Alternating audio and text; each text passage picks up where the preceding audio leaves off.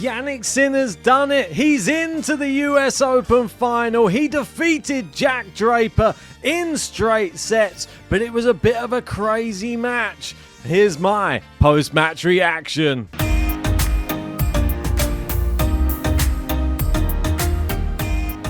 That's right, if you haven't done so yet, make sure to hit a like and subscribe to the channel. Let's get stuck into it. And Sinner took out Jack Draper 7-5, 7-6, 6-2 to defeat him and get into his first ever US Open final. I mean, what a performance it was. He's 13-0 in hardcourt slams this year. He's 22-2 in slams this year as well. To show up and produce this type of quality almost every day is almost unfathomable. And he keeps doing it. Second slam final and 74-7 since the US Open 2023 and 54-5 in 2024. You just can't touch him. Can't touch this. That's right. US Open putting out a tweet saying he is a first-time US Open finalist as well. And lots of happy Italians around the world, I'm sure, because he becomes the first Italian man to become a US Open singles finalist. What an incredible achievement for Jannik Sinner. And I feel he's just going to keep on making those records. The more he plays, he's so young. He's got at least another 10 or so years in his career. Absolutely incredible. And the first Italian player to reach multiple men's singles Grand Slam finals in the Open era. And the second in tennis history after Nicola Pietrangeli. So, very impressive. Jannik Sinner, I think these Italian records are going to be going boom, boom, boom, boom, boom, one by one. But tonight wasn't so straightforward. I mean, it seems straightforward from the scoreline, but a lot of weird incident happened. It was a bit of an up and down match. Sinner, I don't think, played his best tennis, but it made it more interesting because Jack Draper was good up until the business end, and that's when you sort of see the likes of these top players take over. Jannik Sinner did that. He won the first set with the break just at the end. There was a small break of serve each back-to-back in the middle of the set. Draper did well to come back as soon as being broken and break straight back. But Jannik Sinner, very topsy-turvy performance. It didn't fill you with confidence, but I feel that he's only playing to a level of his opponent, and he just does just enough. I think that that's what you do when you're at that level. Just enough will do.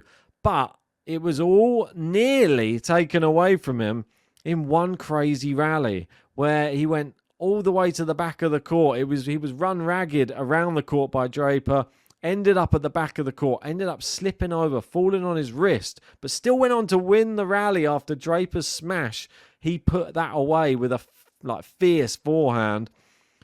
And then we had on the other side of the court, Jack Draper throwing up on the court as well. I mean, he didn't do it just once. He didn't do it twice. He did it, I believe, a total of 3 times on the court.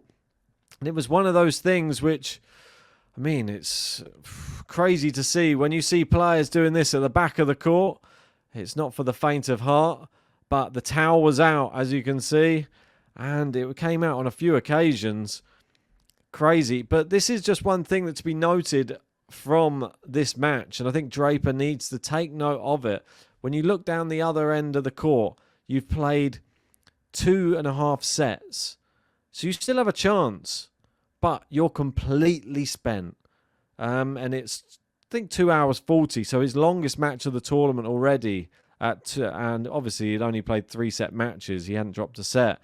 But this is where the real problem is going to come for Jack Draper. Needs better conditioning, needs better fitness, needs to just go and maybe just live and train in just very humid climates. But we can't take it away from Sinner. Jack Draper's still learning. I think that this was a great tournament for him. And he's just going to have to just take it step by step. This was a massive, massive part of his career, getting to a slam semi-final. It wasn't the toughest draw, no, but he beat who he had to beat in style. And he came up against Sinner and he gave a really good account of himself for the first 2 sets. Didn't quite show up in the third, but the fatigue was clear to see. He couldn't run for balls, that type of thing. And Sinner saw the writing was on the wall.